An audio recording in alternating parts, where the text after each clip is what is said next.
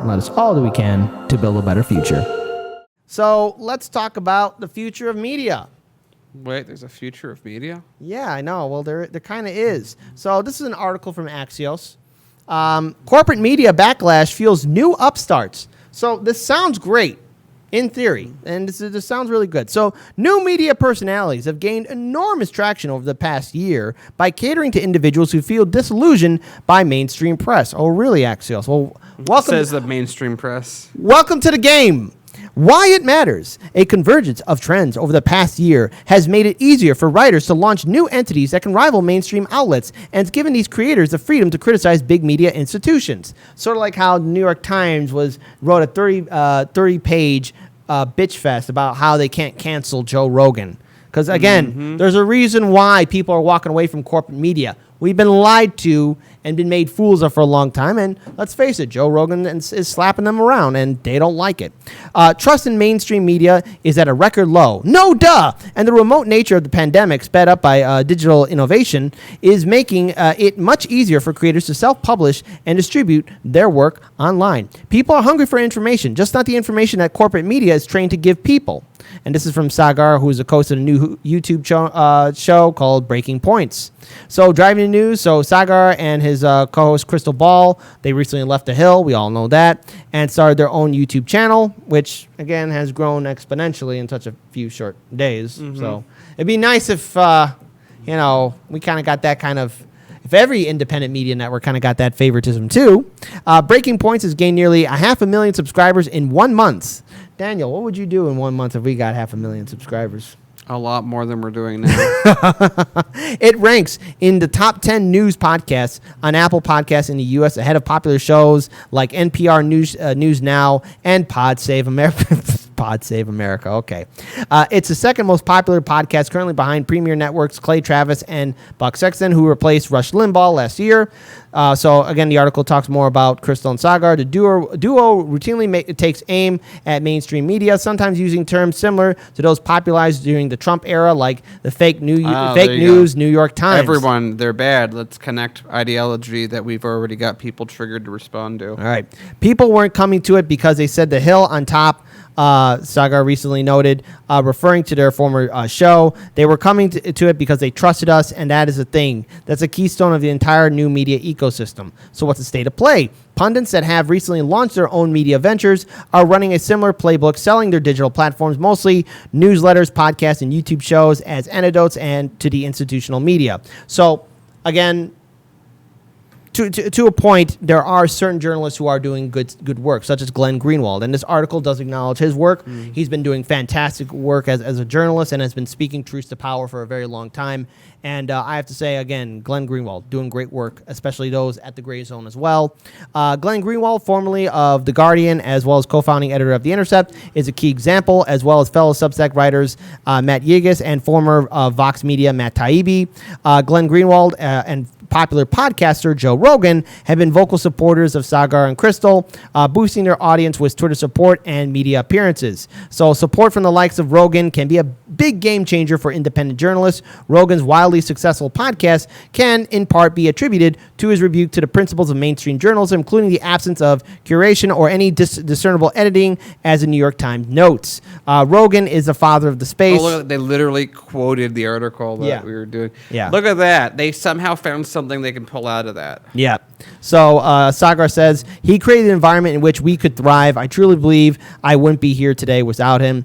And so the article then wants to put this rebuttal in. Yes, but Rogan, a comedian and UFC commentator, is the exception, not the rule. Many independent personalities that today criticize mainstream press were able to build their new brands following lengthy careers in corporate media. But let's not also forget that there are regular people out there doing independent media that this article has not acknowledged. I'm glad this article acknowledges Joe Rogan and Glenn Greenwald for the work that they do. But let's actually pull up this next tweet right here.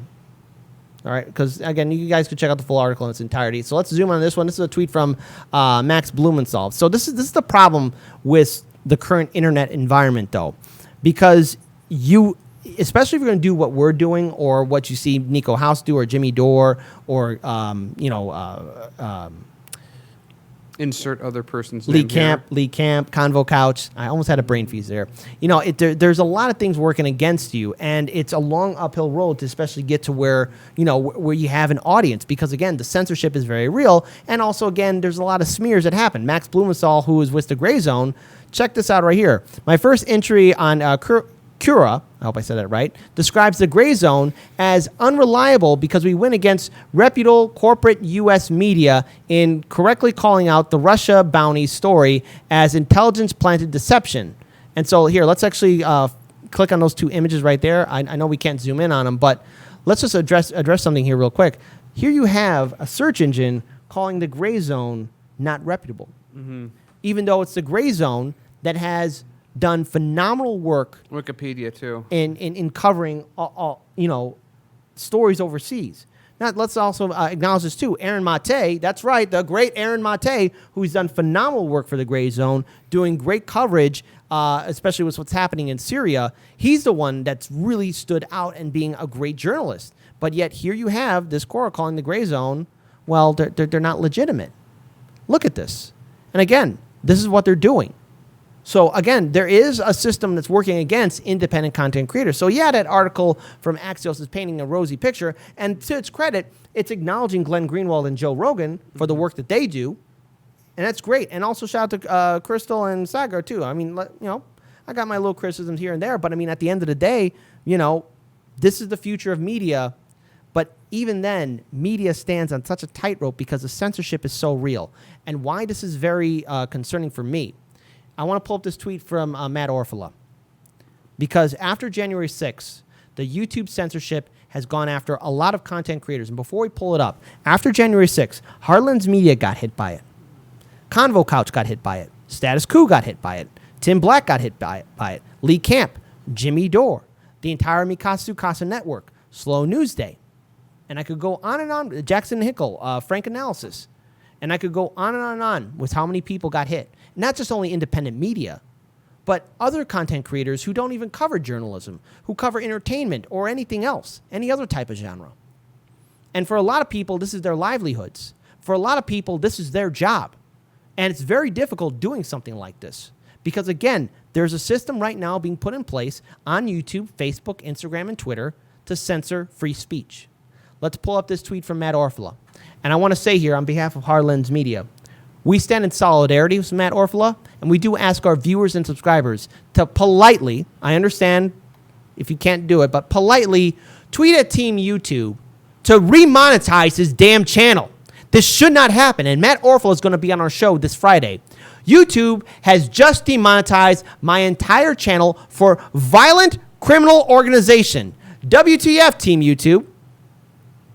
And here is YouTube's explanation. They're calling his video content criminal organization. That's that's quite U.S. crimes. something. So if we scroll down further on the tweet, you know, there's a whole one big thread. There's one right there. So let's focus on this one. This is a 7-year-old Starbucks commercial parody. Why now all of a sudden, Team YouTube, remove it, but can still see it here on Odyssey? I'd be screwed if I wasn't backed up by Team Odyssey. And shout out to Odyssey for at least helping out other content creators. This is why, again, we do say to all of our viewers, be sure to subscribe to us on Odyssey, because a lot of our older content is still saved on Odyssey. Odyssey has the potential to be an even bigger ally to journalists going through this than they are now, but they're doing a good job. Odyssey has potential to become something far greater than YouTube ever is or ever will be. But that's just my opinion, and I wish them all the success. Because there has to be something else besides YouTube. If we scroll a little bit further down on this Twitter thread, again, what's happening to Matt Orfala is not just. I'm obviously making fun of materialism, corporations, and narcissists, not organizing a violent criminal organization. Jesus, blanking Christ. There you go. But again, it's a parody video, YouTube. So to our viewers, Well, we know he has enemies specifically within politics, and that could be what targets him on that. It could be the K-Hive or some other equivalent that's mass spamming videos like that. So I would, just like you guys did for us, retweet his thing at Team YouTube and just be polite. The reason Yeah. you have to be polite isn't because it's right or just that you're being polite to the people that are abusing him. It's because don't give them another excuse to ignore us or say, look how violent his people are being. Politely ask that they change their mind and that he's not any of the stuff they're accusing him of. Yeah. And again, be sure to subscribe to him on Odyssey as well, because it looks like Odyssey might be the future for journalists. But again, the reason, and also another reason why we say politely, because he does need help. Help out Matt Orfalea. Politely reach out to Team YouTube on Twitter and tell them to reinstate, remonetize all of his content, because they've made a very serious mistake here. And the reason why we are saying this is because when we asked you guys to do that for us, we got an apology tweet from Team YouTube, and that's a pretty big deal.